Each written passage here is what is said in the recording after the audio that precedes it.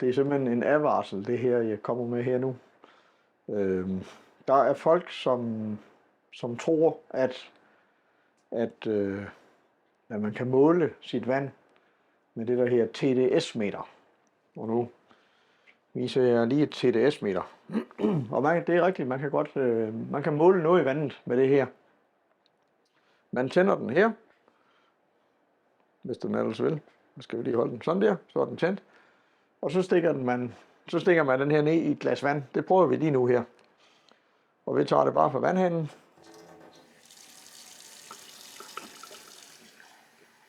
Sådan.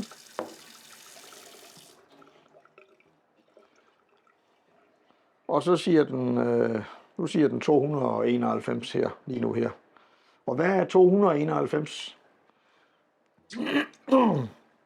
Ja, den anden dag, der var den 360, så det svinger lidt op og ned. Og det, der svinger op og ned, det er simpelthen mineralerne i vandet.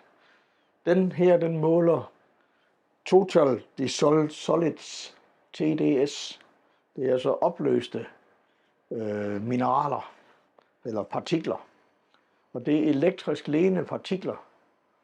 Og så er der dem, der står og sælger underlige osmoseanlæg med forskellige ting og sager, hvor man står og sælger med det her som salgsgrundlag, hvor man siger, at den skal være så lav som muligt. Og det er simpelthen fake news, det er ren og skær bedrag. Det vil jeg lige advare imod. Jeg har arbejdet med det her i en del år. TDS, Total Dissolved Solids, det er simpelthen mængden af elektrisk ledende partikler. Og mineralerne er elektrisk ledende. Der skal være mineraler i vandet. Hvis du tager alle mineralerne ud, så vil vandet være surt. Det vil sige, at det har en pH på cirka 5,5. Det er destilleret vand, eller demineraliseret vand. Og det er simpelthen meget skadeligt som drikkevand. Fordi du skal have tilført mineraler. Og rent lovgivningsmæssigt, det skal være mellem 7,0 og 8,5 i pH. Det skal drikkevand være. Og ellers så er det simpelthen ulovligt vand. Så der er folk derude på nettet, der sælger mærkelige ting og sager for at rense dit vand. Så påstår man, at det man måler her, det er forurening. Det kan da godt være, at jeg lige har målt 291.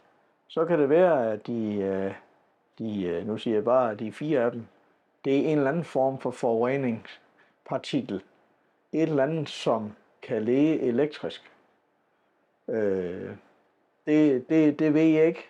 Det er sådan lidt på løs grundlag, det jeg siger her, men det er min egen research i det, at det må være det omkring, fordi det er ufatteligt lidt i det vand her, som er forurening.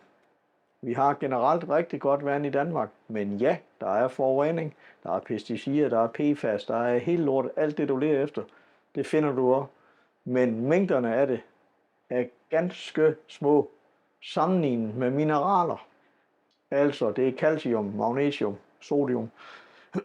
Calcium og magnesium, når de går sammen, så danner de kalk. Så det her, det er bare kalk i vandet. Så i Vestjylland har jeg flere apparater kørende. Der måler vi omkring 170 i TDS. I København, der kan jeg måle 450 TDS. Og der er helt vildt meget kalk i vandet i København. På Langeland, det er noget af det samme. Så det er altså kalk, du måler med sådan en her.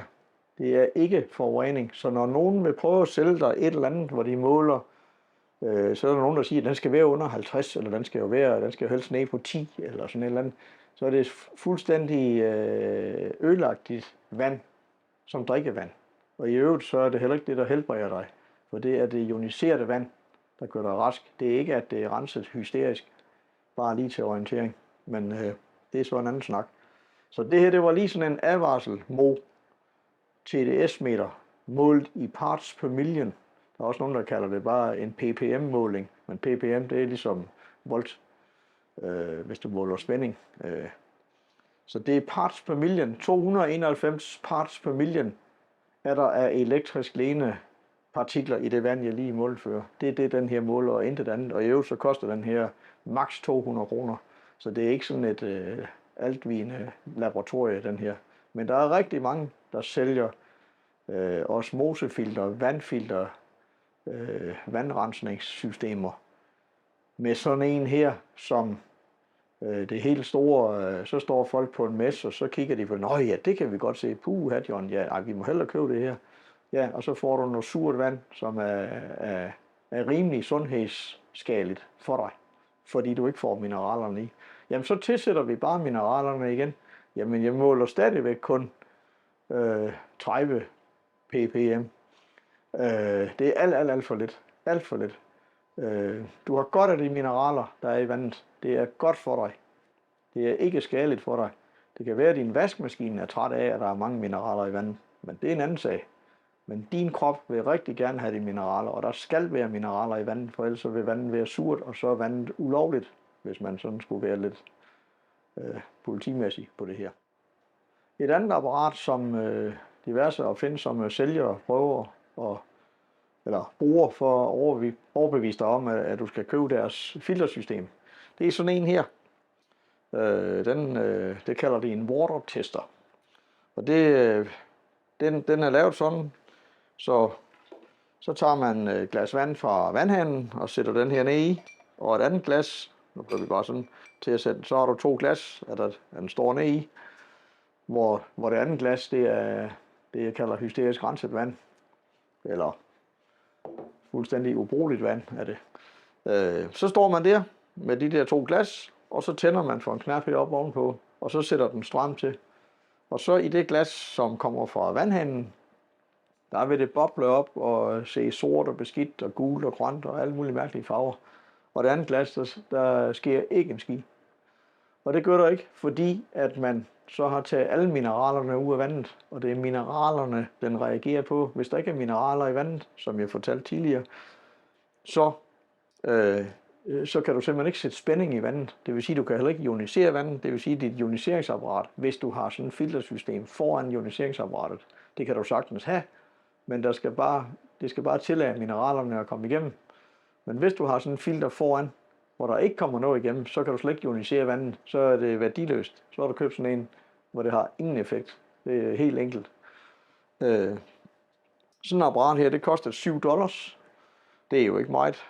Og der sætter for, 5 kroner elektronik ind i. Der sætter bare sådan en diode, ligner det. Og det står man så og forsøger at overbevise folk om, at det der bobler helt vildt og ser sort og beskidt ud, hvilket det gør, altså det er rigtigt nok, at det er så usundt vand. Hvis jeg tager mit hysteriske filter, som jeg har nede under vasken her, som i øvrigt er kombineret med det ioniseringsapparat her, men som kan kombineres med alle andre ioniseringsapparater. Det filter, det renser alt, hvad der er ved at rense, men det tillader mineralerne at komme igennem. Hvis jeg tager det vand, så bliver det lige så sort og beskidt at se på, som det jeg tager fra vandhanen. Altså, kunden vil kunne se, at jamen, det har jo ingen virkning, det har ingen effekt, der er noget galt. Nej, det er der ikke. Der skal være mineraler i. Der skal være mineraler i dit vand. Du må ikke tage mineralerne ud. Og det er der altså mange, der forsøger at sælge noget på, fordi det ser jo godt ud ude på en messe, ser godt ud på YouTube, og man står der, wow, det er rent vand, det der. Det er fuldstændig rigtigt. Det er alt for rent, for det har ikke de mineraler i sig. Så det var lige endnu en opsøg